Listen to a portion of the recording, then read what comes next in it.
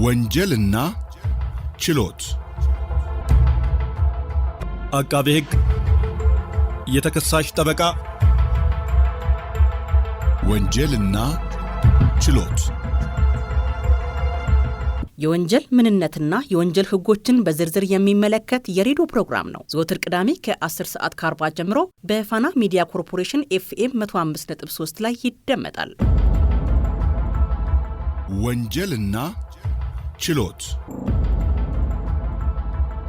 በአውሮፓ ህብረት የገንዘብ ድጋፍ የፌዴራል ጠቅላይ ፍርድ ቤት የወንጀል ፍትህ ስርዓት ማሻሻያ ፕሮግራም ከፋና ሚዲያ ኮርፖሬሽን ጋር በመተባበር የሚያቀርቡት ሳምንታዊ ፕሮግራም ነው። ወንጀልና ችሎት። ችሎቱ ተሰይሟል።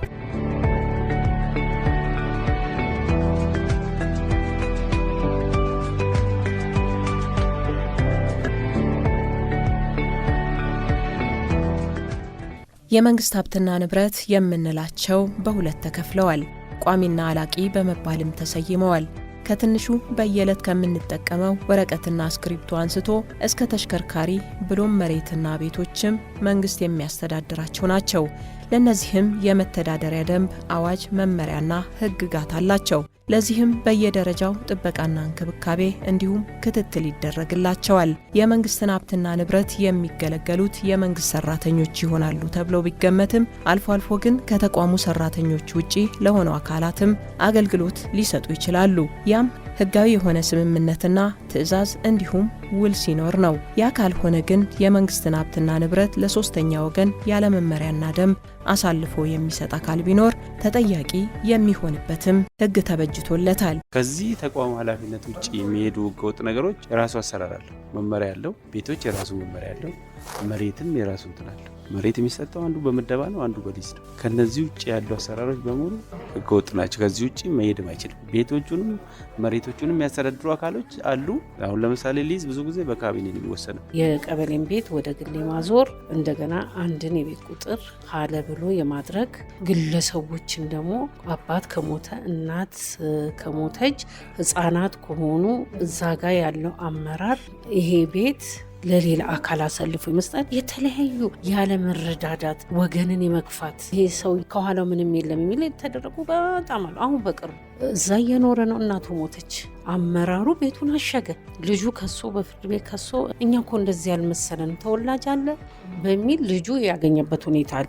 ክቡራን አድማጮች፣ የዛሬው ወንጀልና ችሎት ዝግጅታችን የመንግስትን ሀብትና ንብረት ያለ ፈቃድ ለሶስተኛ ወገን አሳልፎ መስጠት ያለውን ተጠያቂነት በተመለከተ የህግ ባለሙያም አነጋግረናል። ይሁንና ሌሎች አስተያየት የሰጡንን አካላት እንስማቸውና ወደ ቀጣዩ እናልፋለን። አብራችሁን ሁኑ። በተለይ የመንግስት ንብረትን ሀብትን ሁሉንም ያጠቃልላል። ቤትም እንበለው ሌሎችንም በቢሮ ውስጥ የምንገለገልባቸው ንብረቶች ያጠቃልላል። ስለዚህ እነዚህ ንብረቶችን እንግዲህ ለማስተዳደር ህጎች አሉ፣ ግን የመተግበር ችግር አለ። የመተግበሩ ችግር ደግሞ ከየት ይነሳል ብለን ስናይ ሁለት ነገሮች አሉ። አንደኛው ከተሿሚዎች ጋር ያለ ማለት ነው። ለተሿሚዎች የሚሰጡ ንብረቶችን ያለ ማስረከብ ለተሿሚዎች በተለየ ሁኔታ አለ። ስለዚህ ያተለይቶ ምንድነው መመለስ ያለበት፣ ምንድነው አለመመለስ ያለበት በግልጽ መቀመጥ አለበት። ሁለተኛው ነገር እንደ ባለሙያ ስናየው ተቋማት ላይ ሰዎች ሲለቁ በተለያየ ምክንያት ሲሄዱ ያንን ተከታትሎ የማስፈጸም እራሱ ስራ ክፍሎችም ላይ ጋቦች አሉ፣ ህጉን ያለ ማስፈጸም ማለት ነው። ስለዚህ ይሄ አሁን ግልጽ የሆነ ተጠያቂነት ሊኖር ይገባል። የተወሰኑ ተጠያቂነቶች በወንጀል ወይም በአስተዳደራዊ ሊጠየቅ ይችላል። የዋስ መመሪያ አለን። ግን ያም ቢሆን እንደዚህ አይነት ኬዞች ሲያጋጥሙ በምን መልኩ መጠየቅ አለበት በግልጽ መመሪያችን ቢታይ ይሄ ነገር ለወደፊት ጥሩ ይሆናል። የማያውቀውን ከክልል በብር ይደራደሩና ቤት የቀበሌ ቤት እሰጣለሁ ብሎ በብር ይደራደሩና ያመጡትና ያስቀምጡታል። ያ ሰውዬ ደግሞ አገኘው ብሎ ተደስቶ ብሩንም ሰጥቶ ቀበሌ ማስወጥቶ ይጥለዋል። ቶርነቨሩ የበዛው የከተማ ላይ ቤት የለንም ተፈናቀለን የሚሉት 70% በዚህ ሁኔታ ይመጣል። ቀበሌ ያውቃቸውም ስማቸው ላይ ሊስት የለም። ቀበሌው ደግሞ በስም ነው የሚሰጠው። እነዚህ አገሪቱ ከተማዋ ከምትሸከመው በላይ ማነቆ የፈጠረበት እነዚህ አሰራሮች ናቸው። አሁንም በየመንደሩ አሉ። የቀበሌ ቤት ውስጥ ከከራይን ሸጉጠው አስቀምጠዋቸዋል። ከዚህ ከቀበሌ ቤት ጋር ተያይዞ የቤቶች ልማትና አስተዳደር ቢሮ እና በስሩ ያሉ ጽህፈት ቤቶች በክፍለ ከተማም በወረዳም አሉ። የእነሱ ስልጣን እነሱ ከላይ በሚወርደው አሰራር መሰረት እነዚህ ነገሮች ተግባራዊ ማድረግ ግዴታ ይሆናል ማለት ነው። ሌላውን ስናየው ደግሞ አሰራሮቹ እንደተጠበቁ ሆነው ከነዚህ ውጭ የሚደረጉ እንቅስቃሴዎች ተገቢነት የላቸው። ሌላውን ለምሳሌ ሼዶችን ብናይ የሼዶች ደግሞ አስተዳደር አለ። የመስሪያ ቦታዎች ስሙ እንደውም የአዲስ አበባ ከተማ አስተዳደር መስሪያ ቦታዎች ልማትና አስተዳደር ኤጀንሲ ይሄ ሼዶችን ይመለከታል። ከዛ ውጭ ቁልፍ ሽያጭ ምናምን የሚባሉ እነዚህ ህገወጥ ናቸው። አንደኛ ቁልፍ ሽጥ የሚልም የለም። ስንት ስራ አጥ ባለበት ሀገር ቁልፍ ሽጥ ብሎ የለም። ወደ ሶስተኛ አካል ሌላ አካል ማስተላለፍ ህጋዊነትም የለም። የተሻሻለው የቤቶችና የይዞታ አስተዳደር መመሪያ ቁጥር 87/2014 በቋሚነት ስለሚተላለፉና ከንብረትነት ስለሚሰረዙ ቤቶች በፊደል ሐመር ውሃ ላይ በፍርድ ቤት ክርክር ለባለቤቱ እንዲመለስ የመጨረሻ ውሳኔ የተሰጣቸው ቤቶች መመሪያውን መሰረት በማድረግ ወደ ተፈጻሚነት የሚያደርስበት አሰራርም አለው።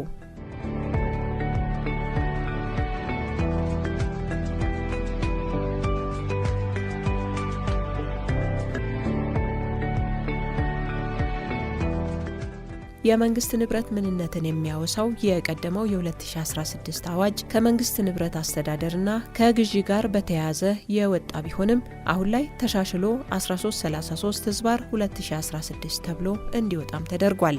አዋጁ ምንን ያመለክት ይሆን?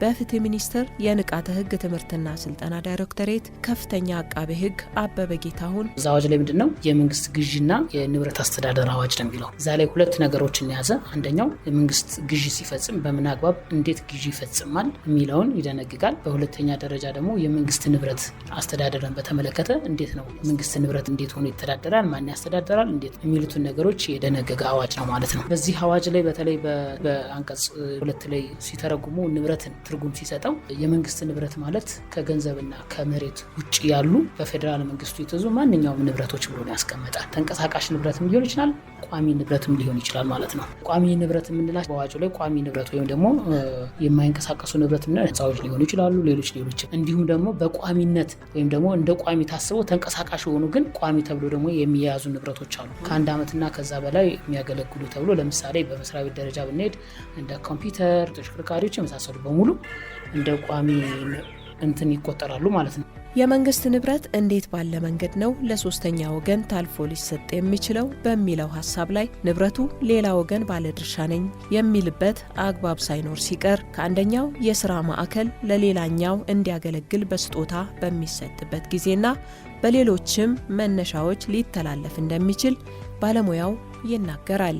እንግዲህ የመንግስት ንብረት ለሶስተኛ ወገን የሚተላለፍባቸው ሁኔታዎች አሉ። በዋናነት በተለይ በአዋጅ ቁጥር 1333/2016 ላይ በተለይ በምዕራፍ 6 በአንቀጽ 37 እና ተከታዮቹ ላይ የመንግስት ንብረት አወጋገድ የሚል አለ። የመንግስት ንብረት እንግዲህ የሚወገድባቸው የራሳቸው የሆነ ፕሮሲጀር ምክንያት ይኖራል። የመንግስት ንብረት ለሶስተኛ ወገን የሚተላለፍባቸው አንደኛው በመንግስት እቃዎቹ ንብረቶቹ ይወገዱ ተብሎ ውሳኔ ሲሰጥ ነው። ስለዚህ ውሳኔ ሲሰጥ አንደኛ በስጦታ መልክ ሊሆን ይችላል። ለምሳሌ የፍትህ ሚኒስቴር አንዳንድ ያሉትን ንብረቶች እሱ የማይገለገልባቸው ከሆነ ደግሞ ሌሎች የሚኒስቴር መስሪያ ቤቶችም ሊሆን ይችላል ሌሎች ተቋማት ላይ የሚገለገሉበት ከሆነ ለዛ መስሪያ ቤት በስጦታ በመስጠት ከፍትህ ሚኒስቴር የንብረትነቱ ባለቤትነቱ ይወገዳል ነው። በሁለተኛ ደረጃ ደግሞ ጨረታ በማስወጣት በተለይ ለህዝብና በኤሌክትሮኒክስ ሚዲያ መንግስት እነዚህ ንብረቶች በእጁ በሽያጭ የሚያስወግድ የፈለገ ስለሆነ ይህንን ንብረት በጨረታ የምትገዙ ተብሎ ጨረታ ይወጣና በዛ ጨረታ መሰረት ንብረቱ ለሌላ ለሶስተኛ ወገን የሚተላለፍበት ሁኔታ አለ። ሌላው እንግዲህ የማስወገጃ መንገዱ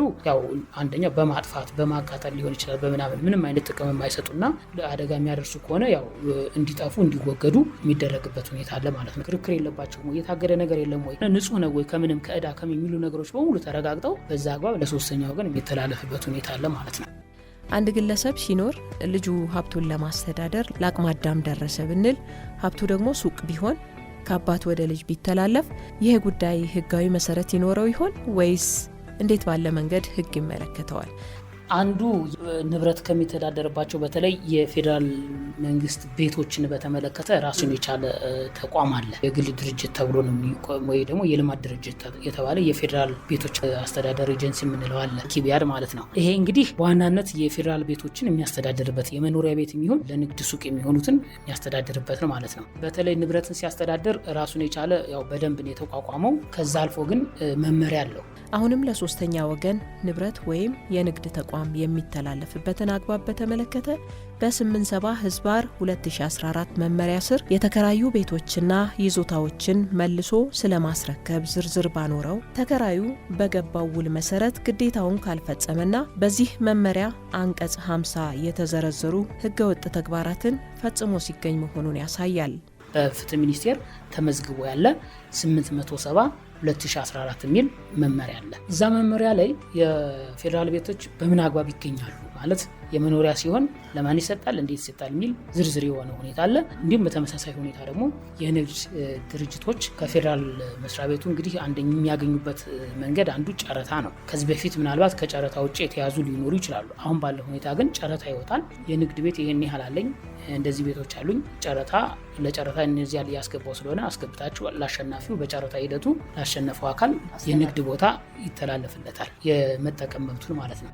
ንብረቱ የመንግስት ለመሆኑ በህጋዊ መንገድ መንግስት ንብረቱን ተረክቦ ወደ ሶስተኛ ወገን እንደሚያስተላልፈው ይታወቃል። ይሁንና በመሀል ያለው የመንግስት አካል ህጋዊ ሂደትን ሳይጠብቅ ለሶስተኛ ወገን ቢያስተላልፍ ህጉ እንዴት ይመለከተዋል ይሄንን ጉዳይ? አሁን እዚህ ላይ እንግዲህ በዋናነት የመጀመሪያው ምንድነው በአዋጁ ላይ የተቀመጡ በ1333/2016 ላይ ንብረቱ በዋናነት የመንግስት ንብረትን በተመለከተ በአግባቡ የማስተዳደር የመንግስት ንብረት በአግባቡ የመቆጣጠር እና የተሰጠው ንብረት በአደራ የመያዝ የንብረቱን የተረከበው የመንግስት ሰራተኛ እንዲሁም ደግሞ የተቋሙ ኃላፊ ግዴታ አለበት። ይህንን ግዴታ አልተወጣ ማንኛውም ሰው ደግሞ በምንድን ነው የሚቀጣው? በሙስና።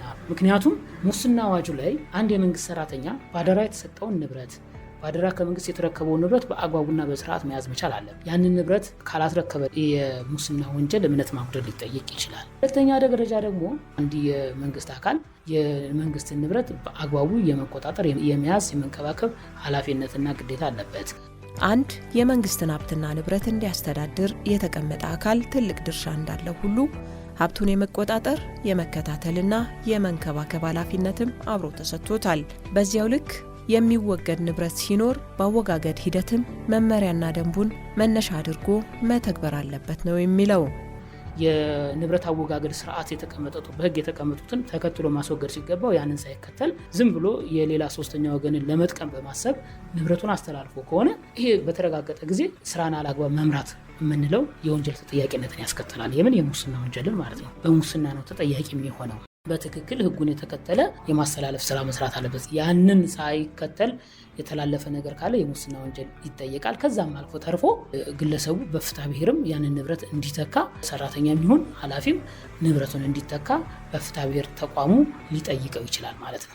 የወራሽነት ስልጣን ሊያገኙ የሚችሉ አካላትንም በተመለከተ እንደ ተቋሙ ውሳኔ ነው አካሄዱ ሊወሰን የሚችለው ይለናል አቃቤ ህግ አበበ። በፍቺ ሲሆንም እንደዚህ ከተፋቹ አንዱ አካል ወደ አንዱ ይተላለፍልኝ ወይም ይዛወር ያ ሰው ይወጣል የሚል ነገር ሲመጣ ኑዛዜም ካለ የሞትም ካለ ደግሞ ወራሾች። ስለዚህ ወራሾች ደግሞ ራሳቸውን ያስቀመጠበት ሁኔታ አለ። በተለይ የመኖሪያ ቤት የሚተላለፍበትን መንገድ ይከተላል ነው የሚለው በአዋጁ በመመሪያው ላይ ማለት ነው። ሟች ከሞተ በኋላ በውርስ ከሆነ የመጀመሪያ ወራሽ ማን ነው የሚሆነው?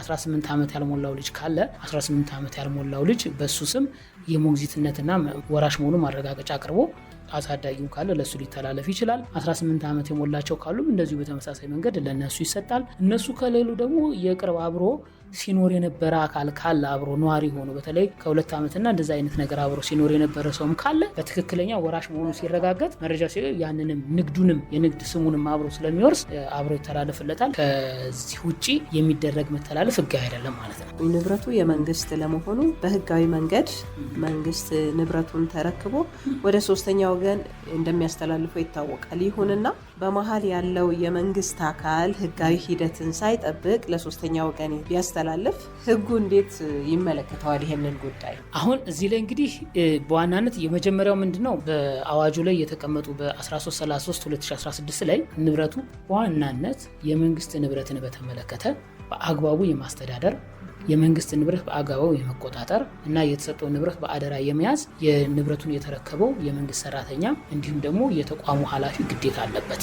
ይህንን ግዴታ ያልተወጣ ማንኛውም ሰው ደግሞ በምንድን ነው የሚቀጣው? በሙስና። ምክንያቱም ሙስና አዋጁ ላይ አንድ የመንግስት ሰራተኛ በአደራ የተሰጠውን ንብረት በአደራ ከመንግስት የተረከበውን ንብረት በአግባቡና በስርዓት መያዝ መቻል አለ። ያንን ንብረት ካላስረከበ የሙስና ወንጀል እምነት ማጉደል ሊጠየቅ ይችላል። ሁለተኛ ደረጃ ደግሞ አንድ የመንግስት አካል የመንግስትን ንብረት በአግባቡ የመቆጣጠር የመያዝ የመንከባከብ ኃላፊነትና ግዴታ አለበት። የንብረት አወጋገድ ስርዓት የተቀመጡት በህግ የተቀመጡትን ተከትሎ ማስወገድ ሲገባው ያንን ሳይከተል ዝም ብሎ የሌላ ሶስተኛ ወገንን ለመጥቀም በማሰብ ንብረቱን አስተላልፎ ከሆነ ይሄ በተረጋገጠ ጊዜ ስራን አላግባብ መምራት የምንለው የወንጀል ተጠያቂነትን ያስከትላል። የሙስና ወንጀልን ማለት ነው። በሙስና ነው ተጠያቂ የሚሆነው። በትክክል ህጉን የተከተለ የማስተላለፍ ስራ መስራት አለበት። ያንን ሳይከተል የተላለፈ ነገር ካለ የሙስና ወንጀል ይጠየቃል። ከዛም አልፎ ተርፎ ግለሰቡ በፍትሐ ብሔርም ያንን ንብረት እንዲተካ ሰራተኛም ይሁን ኃላፊም ንብረቱን እንዲተካ በፍትሐ ብሔር ተቋሙ ሊጠይቀው ይችላል ማለት ነው። በስራ ላይ ቆይታ በዚህ ረገድ እንደው የተሰጡ ውሳኔዎች ይኖራሉና ለአብነት ይሄ የማይዘነጋ ነበረ የምትለው ነገር ካለ ማንሳት ብቻል። በፊት ክስ ላይ በተለይ በወንጀል ምርመራ ስራ በምሰራበት ጊዜ በርካታ የሆኑ ያጋጠሙኝ አሉ። ኦፍኮርስ የመንግስት ንብረቶችን በተለይ እነዚህ ላፕቶፕ የመሳሰሉትን ነገሮች ለግል ጥቅማቸው የሚያውሉበት ሁኔታዎች አሉ። እንደዚህ አይነት ነገሮች ሲመጡ ክስ የመሰረትንበት አለ። ከሙስና ጋር በተገናኘ ውሳኔው ምን ደረጃ ላይ እንዳለ ባላቅም ማለት ነው። ሌላው ግን በተለይ ከመንግስት የድርጅት ቤት ጋር በተገናኘ ክርክሮች የተነሱ በፍርድ ቤት ክርክር ተሰጥቶባቸው እስከ ሰበር የደረሱ መዝገቦች አሉ። እዛ ላይ ምንድነው ከወራሾች ወይም ደግሞ እንደውም አንድ ሰበር የሰጠው ትርጉም ንብረት ቅድም የተቀመጠው አግባብ አንድ ሰው ወራሽ ነው ወይም ደግሞ የንግድ ድርጅቱን ከሸጠ ያ የገዛው ሰው ስሙን ስለገዛ ቤቱንም አብሮ እስከገዛ ድረስ እንትኑንም አብሮ ለሱ ሊተላለፍለት ይገባል ብሎ ውሳኔ የሰጠበት ሁኔታዎች አሉ ማለት ነው። በሰበር ህጉን ትርጉም ሰጥቶበት በዛ አግባብ ውሳኔ የተሰጡ መዛግብቶች አሉ ማለት ነው። በኃላፊነት ደረጃ የሚገኙ አሉ በመንግስት መስሪያ ቤቶች እና ለእነዚህ ኃላፊዎች የተለያዩ ባላቂም በቋሚም ንብረት ታስቦ የሚዘጋጁ መገልገያዎች አሉ። ላፕቶፕ እንዲሁም ደግሞ የእጅ ስልክም ሊሆኑ ይችላሉ። እነዚህ አንድ ወጪ ሲሆኑ በጸሐፊ በሌላ ግለሰብ ለዛ ኃላፊ እንዲወጡ ይደረጋል። እንደገና የአገልግሎት ዘመኑ አብቅቶ ይህ ግለሰብ ደግሞ ከኃላፊነቱ የሚነሳ በተሻለ ከፍ የሚበል ያ ንብረት ደግሞ በተገቢ ሁኔታ ርክክብ የማይፈጸምበት አግባብ አለ። ወይም ርክክቡ በሚጠየቅ ጊዜ ንብረቱ ያለው ኃላፊው ጋር በጽሁፍ ደረጃ ጸሐፊው ጋር ሊሆን ይችላልና እንደዚህ አይነት ክስተቶች እንዳይፈጠሩ ህጉ በምን አግባብ እንደነዚህ ያሉ ነገሮችን ሊዳኝ አኖሮታል? አብዛኛውን ጊዜ የቢሮ እንትኖችን ጸሐፊዎች የሚያወጡባቸው ሁኔታዎች አሉ። ኮምፒውተሮች ሊሆን ይችላሉ፣ ፕሪንተሮች ምናምን በራሳቸው ስም የሚያወጡት አለ። ግን በንብረት አስተዳደር ወይም ደግሞ አንድ ግለሰብ ግን ተጠያቂ የሚሆነው ምንድን ነው? ንብረቱን አንደኛ በራሱ ስም ያወጣ ከሆነ ያንን ንብረት በተገቢ ሁኔታ መቆጣጠርና መያዝ አለበት።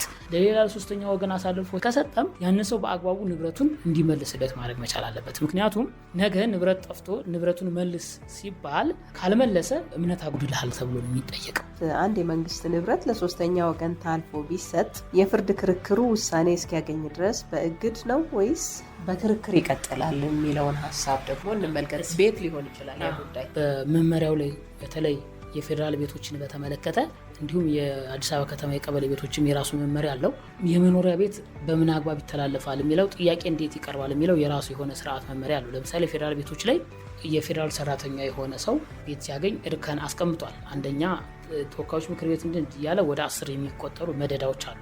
ለነሱ የሚሰጥበት የቤት ሁኔታ ምን እንደሚመስል አስቀምጧል። ከዛ አልፎ ተርፎ ግን አንዳንድ ሰዎች ደግሞ እንደዚሁ ማንኛውም የግለሰቦች ከኪራይ ቤቶች ጋር ተዋውለው መኖሪያ ቤት የሚኖሩ ሰዎች አሉ። ያንን ቤት ለምሳሌ እነዚህ ሰዎች ሲለቁ የኪራይ ቤትን ቀጥታ ነው መልቀቅ ያለባቸው። ለማንም አሁን ለሌላ ለሶስተኛ ወገን ማስተላለፍም እንትን ማለትም እንደማይችሉ ነው ያስቀመጠው መመሪያው ማለት ነው። ምናልባት ከወራሽ ጋር በተገናኘ የሆነ ቅድም ያነሳውልሽ ነገር አለ። ወራሽ ከሆነ ለነሱ አንደኛ ወራሽ፣ ሁለተኛ ምናምን ተብሎ የተቀመጡ ልጆች አሉ። እንደዚህ አይነት ህጋዊ መብት ኖሯቸው ከሆነ ኢቭን ማስወጣትም አይችልም ተቋሙ። ነገር ግን ከዛ ውጭ መመሪያው ላይ ከተቀመጠው ውጭ የሆኑ ሰዎች ይዘውት ከሆነ በተለይ በተለምዶ ቁልፍ ሽያጭ የሚባል አለ። የቤተሰብ አባል ሳይሆን ቁልፍ ምናምን እንደዚህ ገዝቶ ዝም ብሎ ሰው ይገባና ሄዶ የሚያስመዝግብ ያ እንደዚህ አይነት ነገር ተግባር ተፈጽሞ ከሆነ ወረዳ ላይ ወይ ቀበሌ ላይ ወይም ደግሞ የቤቶች አስተዳደር ላይ ከሰዎቹ ጋር ምንም አይነት ኮኔክሽን ሳይኖረው ዝም ብሎ መቀመጥ አይችልም። እነሱ ከፈቀዱ ምን ካሉ ነው የሚገባውን የሚወጣውን ስለሚያውቁ ማለት ነው። ከህግ ውጭ የተቀመጠ ካለ የትኛው ቤቱን ነው ቀጥታ ነው የሚታሸገው። ከዛ መብት ካለው ወደ ክርክር ማሄድም በነገራችን ላይ መብት ካለው ማስረጃ ካቀረበ ምንም ምክንያቱም አንቺ ወደ ክርክር የምትሄጂው ማስረጃ አቅርበሽ ተገቢ ሆኖ ሳለ አይደለም ስትባይ ነው አይደለም። እነዚህ ሰዎች ግን ተገቢ ሆነ ማስረጃ አቅርበው ተቋሙ አይደለም ማለት አይችልም። በህግ የተቀመጠ ነው። ህጉ ላይ መመሪያው ላይ ገሌ እነዚህ ይሄን ማስረጃ ካቀረቡ በቤቱ ላይ ተወካይ ወይም ወራሽ ናቸው ነው የሚለው። የመውሰድ መብት ያለው ሰው ከሆነ ምንም ነገር ከቤቱ አይወጣም። ከዛ ሳይወጣ የተሰጠው ውሳኔ በፍርድ ቤት እንዲታገደለት አድርጎ ከቤቱ ሳይወጣ ክርክር ያደርጋል። ከህግ ውጭ የወሰደው ሰው ከሆነ ግን የቤቱን የሚያስተዳድረው አካል ግለሰቡን አስወጥቶ ሊያሸገው ይችላል። በእርግጥ የሚወሰነው እንደማን ነው? እንደ ተቋሙ ነው። ተቋሙ በቃ ችግር የለውም ተከራከረ፣ ቁጭ በል፣ ካሸነፍክ ትቀጥላለህ፣ ካላሸነፍክ ግን ትለቃለህ ብሎም ዝም የሚል ሊኖር ይችላል። በተረፈ ግን ከህግ ውጭ የያዘ ሰው ካለ ደግሞ ያንን ሰው ቁጭ በል ማለት አያስፈልግም። ምክንያቱም በጣም ብዙ ሰዎች ወረፋ ይዘው ትክክለኛ ቤት ማግኘት የሚችሉ ሰዎች ማለት ድሃ ሆነው ለነሱ የሚገባቸው ሰዎች ቁጭ ብለው ይሄ የማይገባው ሰው ያንን አሽጎ እንደውም እኮ አንዳንድ ጉዳዮች በአዲስ አበባ በተለይ በቀበሌ ላይ እያጋጠሙ በጣም ብዙ ነገሮች ከቤት አስወጥተው ትክክል ናቸው። የቀበሌ አስተዳደሩ ያስወጣል። ማስወጣትም ያለበት ምክንያቱም ትክክለኛ ህግ አይደለም። ሌሎች ህግን ተከትለው የሚጠብቁ ሰዎች አሉ። አንዳንዱ በእጅ አዙር ገብቶ መሆን የለበትም። እንደዚህ አይነት ነገር ሲያጋጥም ተቋሙ እርምጃ ይወስዳል። ያን እርምጃ የማስቀልበስ ግን በፍርድ ቤት ሄዶ ባለመብት ከሆነ ያስቀለብሳል። ባለመብት ካልሆነ ደግሞ ምንም ማድረግ አይቻልም። ግን ተቋሙ ንብረቱ ነው። ንብረቱ ላይ ደግሞ የማዘዝ መብት አለ። ማንም ሰው ሊከለክለው ስለማይችል ማለት ነው። እንግዲህ እዚህ ጋር 3 ሰዎች ናቸው ያሉት። አንድ አገልግሎት ሰጪ ተቋሙ ቀድሞ ይኖርበት የነበረው ሰው ያለ፣ አሁን ደግሞ የመጣው ግለሰብ የክርክሩ ሂደት አካል ሶስቱም ሊሆኑ ነው። ክርክሩ የዋናው እኮ ያገባው አስረካቢ ሲጀመር በህይወት እያለ ለሌላ ሰው አሳልፎ መስጠትም አይችልም። በህገ ወጥ መንገድ ተሰጥቶ ከሆነ ቶታሊ ህገ ወጥ ስለሆነ ቤቶች ነው ቀጥታ ነው የሚያስወጣው። ቤቶችም ከዛ በኋላ ማን ነው ክስ ነው ሊመሰረት ቢችል ማን ነው የወጣው ሰው ነው ክስ ሊመሰረት ቢችል። የሚከሰው ማን ነው? ቤቶችን ነው የሚከስ። አስወጣኝ አላግባብ ነው የሚለው። ያከራየው ሰው ያ ሰው ለቆ ሄዷል። እዚህ የተቀመጠው ሰው ህጋዊ ከሆነ በመመሪያው መሰረት የሚገባው ሰው ተቀምጦ ከሆነ ተቋሙ ምንም አይልም። መመሪያውን መሰረት በማድረግ ያለ ከመመሪያው ውጪ ከሆነ ምንም መታገታቸው ውጣልኝ ብሎ ማሸግ ነው። ቀጥታ ክርክርም ወደ ፍርድ ቤትም መሄድ አይጠበቅበትም። የሱ ንብረቱ ነው፣ ንብረቱን ያሽጋል። ከዚህ በኋላ ያለው ንብረት ከታሸገና ውጣልኝ ተብሎ ንብረቱ ሲታሸግበት ያ ሰው ነው ሄዶ ቅሬታ ላይ ያቀርብ የሚችለው። ይሄ የገባው ሰውዬ ደግሞ ሲሄድ ማንን ነው የሚከሰው? የቤቶች አስተዳደርን ነው ሊከስ የሚችለው። ይሄ ሲከስ ግን በትክክል መመሪያው ላይ የማይገባው ሰው ከሆነ ፍርድ ቤቱ ምንም ለሱ ሊሰጠው ሊፈርድለት የሚችልበት ምንም አይነት ምክንያት የለም። ምክንያቱም መመሪያው ላይ የሚገባቸው ሰዎች እነማን ናቸው ተብሎ የተቀመጣል። ንግድ ቤቱ ላይ በተመለከተ በስጦታ ከሰጠው እሱ ወራሽ ነው ካለ ወይ ደግሞ ሸጨለታለሁ ንግዱን ካለ ያንንም ማስረጃ ይዞ በመቅረብ ስሙ ሊዞርለት ይችላል።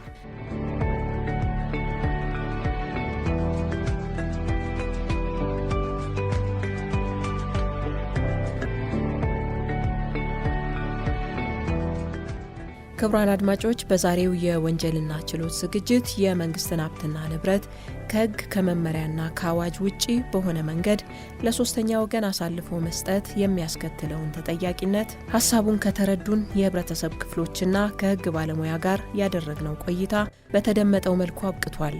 ምህረት ሙልጌታ ነኝ። ሳምንት በሌላ ርዕሰ ጉዳይ እንመለሳለን። ሰላም። ወንጀልና ችሎት አቃቤ ህግ፣ የተከሳሽ ጠበቃ፣ ወንጀልና ችሎት የወንጀል ምንነትና የወንጀል ህጎችን በዝርዝር የሚመለከት የሬዲዮ ፕሮግራም ነው። ዘወትር ቅዳሜ ከ10 ሰዓት ከ40 ጀምሮ በፋና ሚዲያ ኮርፖሬሽን FM 105.3 ላይ ይደመጣል። ወንጀልና ችሎት በአውሮፓ ህብረት የገንዘብ ድጋፍ የፌዴራል ጠቅላይ ፍርድ ቤት የወንጀል ፍትህ ስርዓት ማሻሻያ ፕሮግራም ከፋና ሚዲያ ኮርፖሬሽን ጋር በመተባበር የሚያቀርቡት ሳምንታዊ ፕሮግራም ነው። ወንጀልና ችሎት። ችሎቱ ተሰይሟል።